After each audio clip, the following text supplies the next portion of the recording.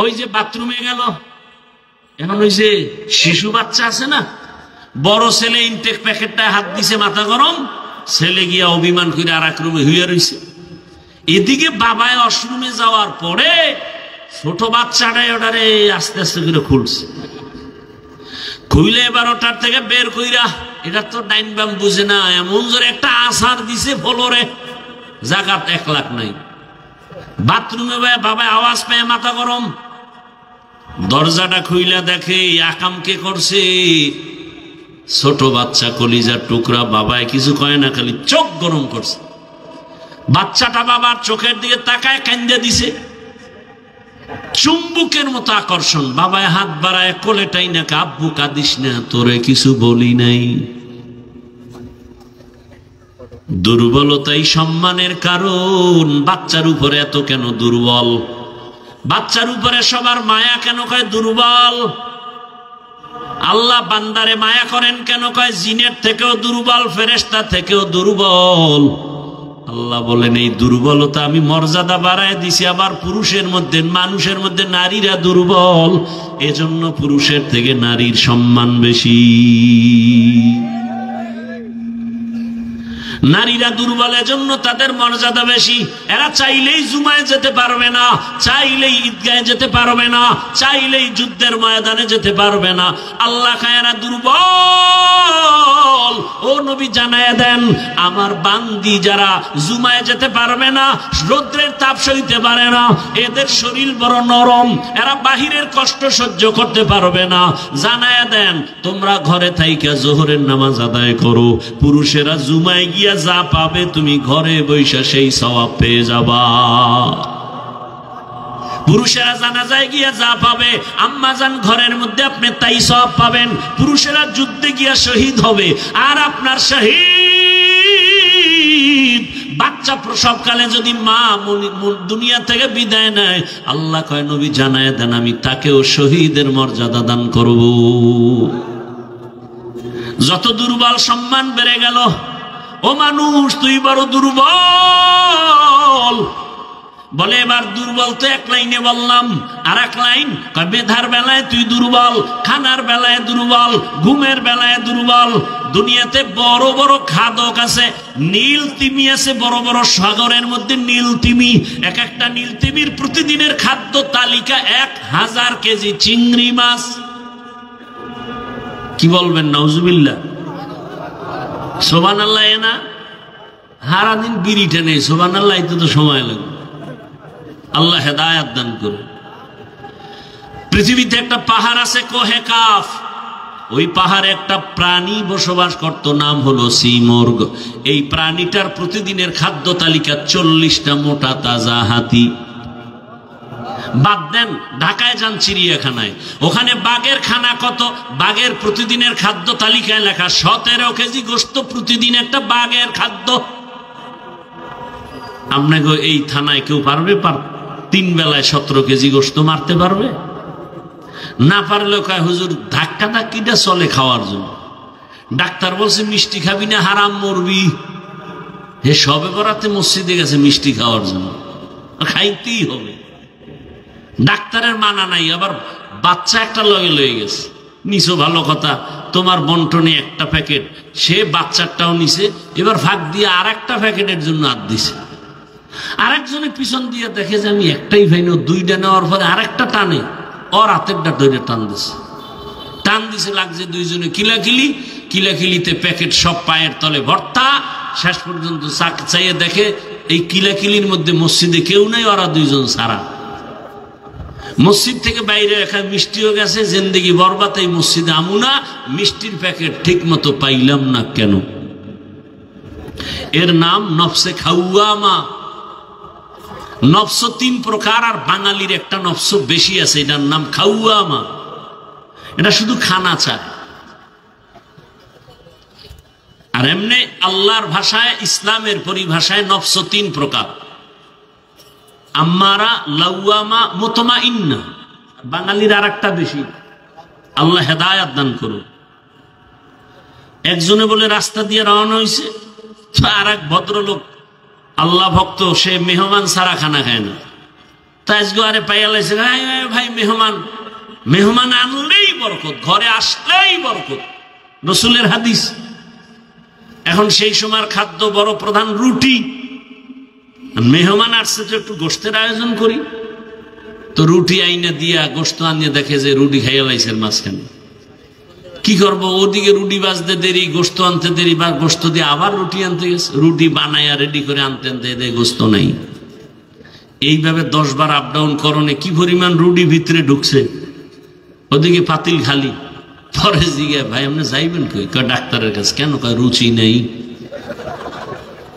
ভদ্রলোক কয়, ভাই আল্লাহ রাস্তায় আপনি যান তাড়াতাড়ি, তবে অনুরোধ এই পথ দিয়ে আর ফেরত আইয়েন না। গরতাওয়াকুল মিকুনিহার সবহ শাম মিরাসানাদ রিজকে তু আজলা মাকাম। কত রাত ঘুম মারলেন? আল্লাহর দিনের জন্য একটু ঘুম কমাবেন, একটু কম ঘুম হবে। এতটুকু ধৈর্য হচ্ছে না, আমিও ছেড়ে দিব, অনেক দূরে যেতে হবে। আর 10 মিনিটে আমি শেষ করব ইনশাআল্লাহ। ধৈর্য হবে না আগেই দোয়া করে দিব? আলোচনা করলে আমার আরো অনেক আলোচনা আছে শুধু আয়াতের উপরে। আপনাদের ধৈর্য হচ্ছে না আর আমারও হয় না, কত আর আল্লাহর দেওয়া বাঁশি আর কত বাজবে। ওগো নবীর উম্মতেরা,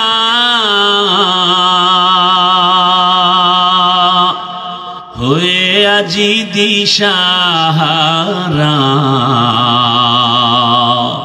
কোরআন হাদিসের চলো যখন যাহা চায় মনে, নবী বিনে কে তরাবে প্রসিরত মিজানে, নবী বিনে কে তরাবে প্রসিরত মিজানে।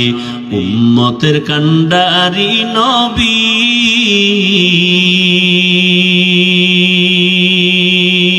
কাঁদছেন উম্মতের লাগি,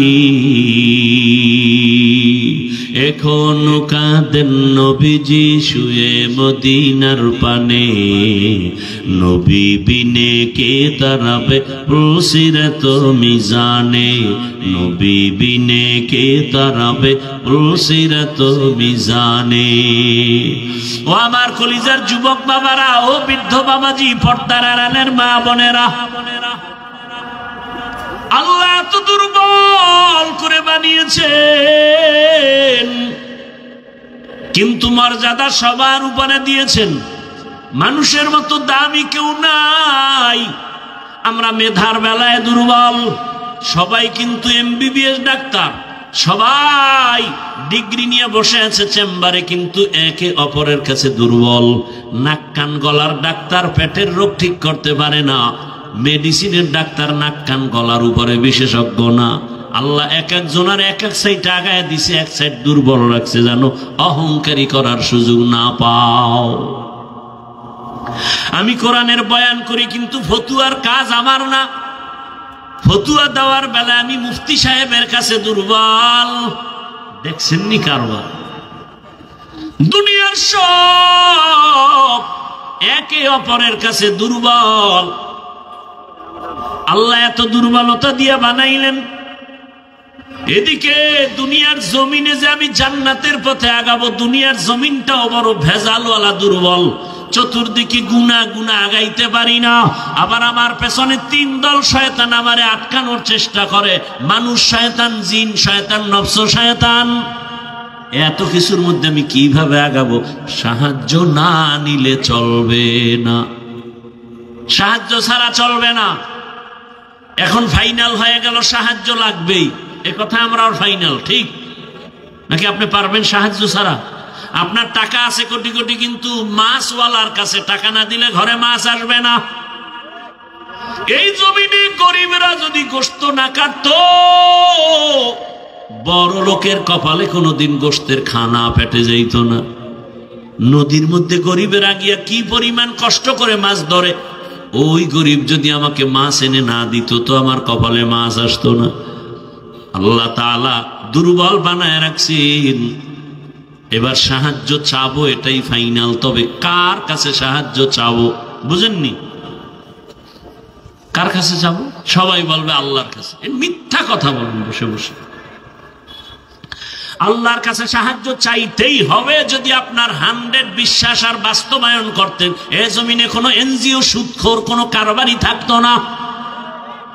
30-40 বছর আগে জমিন থেকে সব এনজিও দূর হতো, সুদের কারবার চলতো না। বরং এমন জমানায় আমরা আসছি, যতই বয়ান করি ঘরে ঘরে সুদ, সুদ না হইলে তার চায়ের দোকানও চলে না।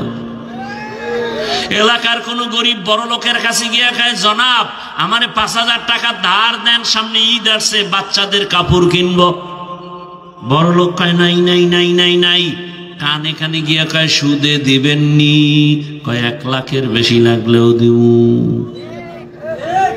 আছে না নাই? 5000 টাকা ধার দেয় না, সুদের টাকা লাগাইতে হাজারো লাখো টাকা দিতে চায়। কোন জমানায় আসি, বাঁচতে চাইলেও পারি না। এবার ভালো করে বুঝেন, বিবেক দিয়ে একটু সমাধান করেন। সাহায্য চাওয়ার জন্য এমন একজনকে নির্বাচন করবেন যার কাছে 3টা দুর্বলতা নাই। তার কাছে চাইবেন, কসম আল্লাহ চাওয়া মাত্রই পাবেন। তবে 3 দুর্বলতা তার মধ্যে থাকলে পাবেন না, আর না থাকলে চাইলেই পাবেন। 1 নাম্বার দুর্বলতা, যার স্বার্থ নাই।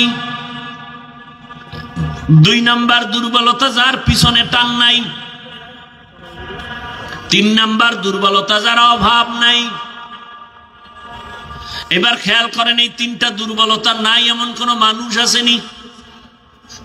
ভালো করে খেয়াল করেন, দুনিয়াতে একজন মানুষও পাবেন না যার পেছনে টান নাই।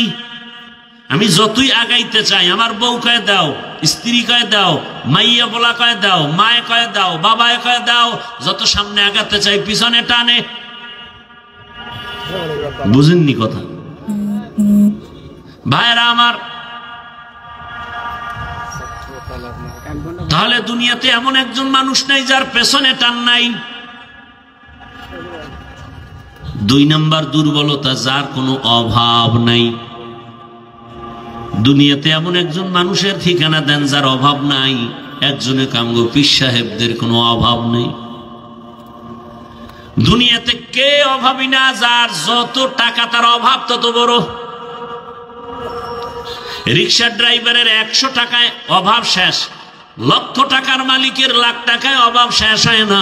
এক কথায়, দুনিয়াতে এমন একটা মানুষ নাই যার অভাব নাই।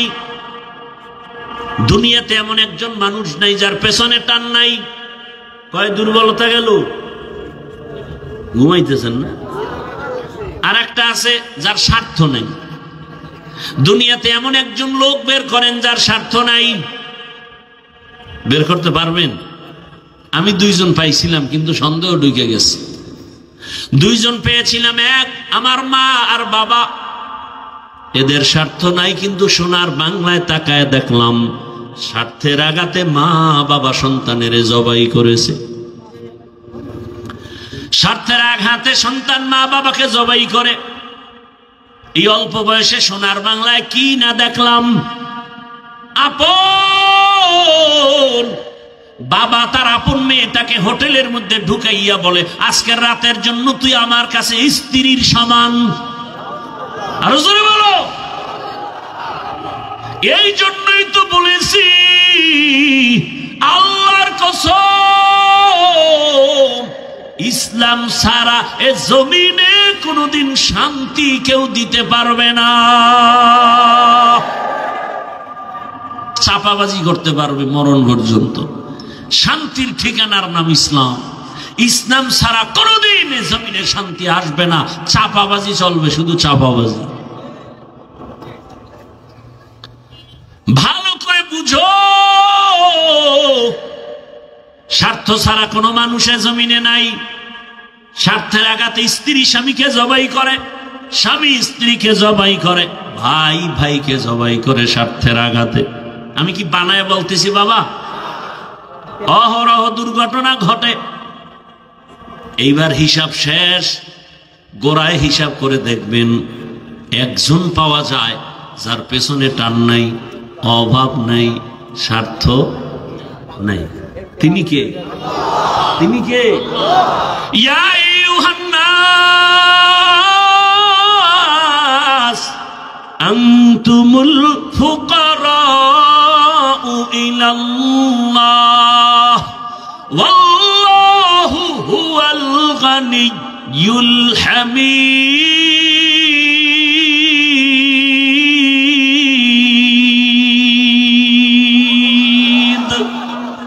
गर तवक्कुल मिकुनी हार सुबह शर्म मीरा सानद रिज़्क़ तू अज़लामका।